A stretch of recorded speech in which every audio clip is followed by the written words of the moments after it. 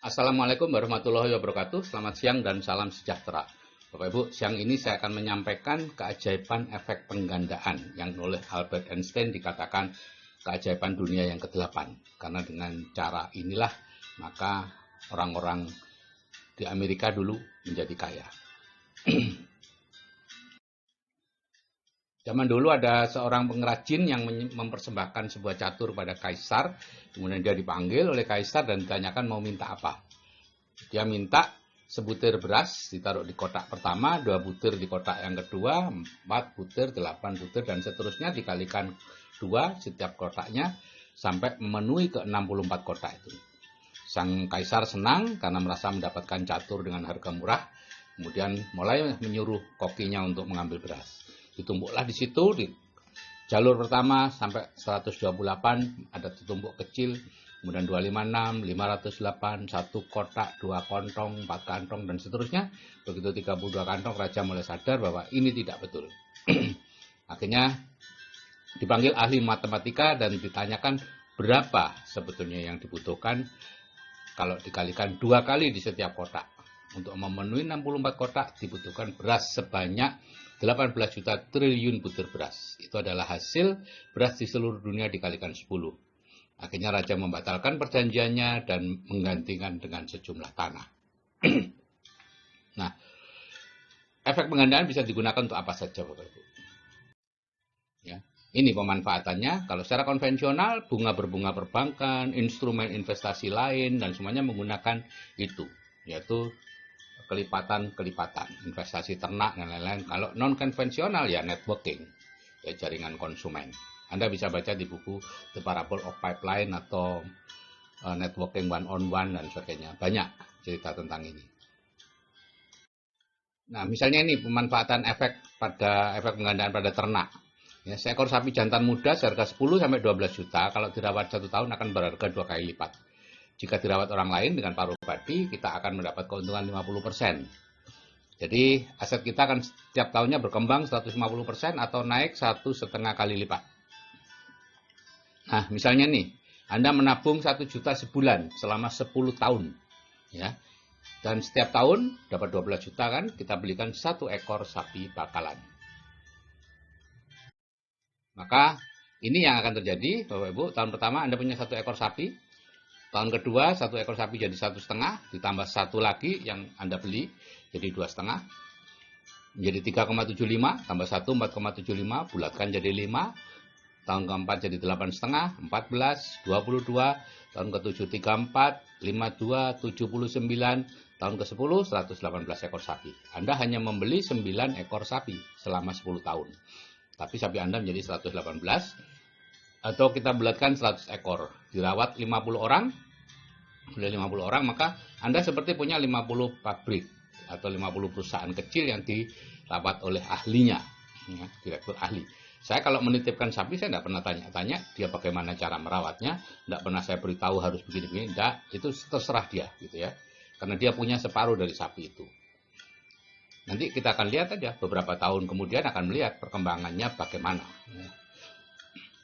Nah, kalau kemudian tahun ke-11 dan seterusnya, Anda akan mendapatkan penghasilan pasif 50% kali 100 ekor sapi. Ya, misalnya mulai tahun ke-11 Anda sudah mulai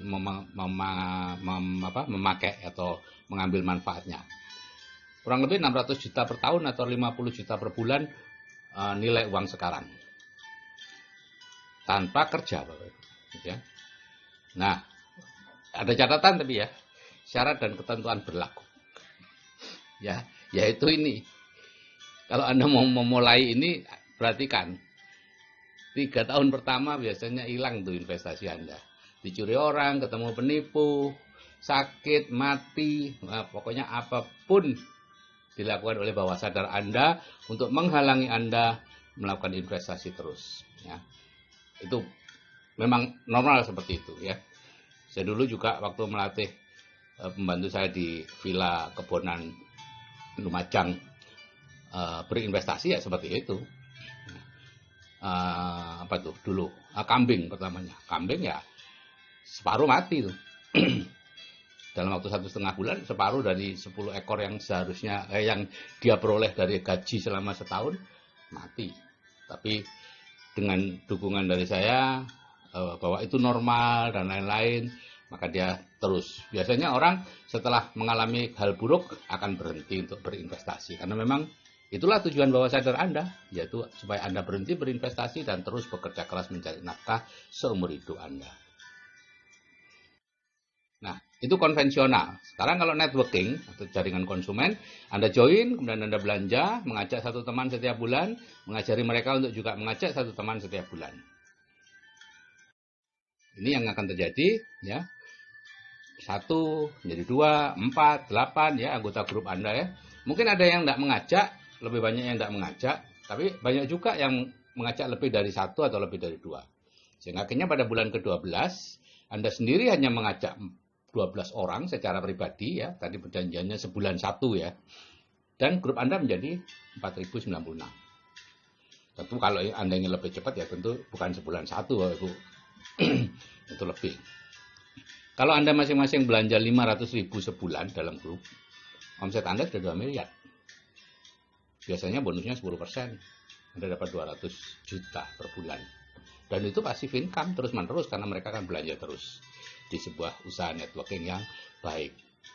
Nah, karena itu banyak sekali orang-orang yang menjalankan usaha networking berhasil dan bisa kaya. Tapi banyak juga yang Anda menolak itu, atau Anda ini menjalankan di awal-awal saja semangat, setelah itu enggak. Karena syaratnya ini, Anda harus tahan 3-4 bulan pertama bekerja serius belum mendapat uang. Anda tahan enggak? Kalau Anda tahan, Anda akan sukses. Kalau enggak, ya sudah, berhenti aja. Kerja lagi seumur hidup. Bapak Ibu, Jack Ma pada waktu membangun Alibaba tahun 94, itu 3 tahun pertama dia tidak mendapat uang sama sekali dari Alibaba.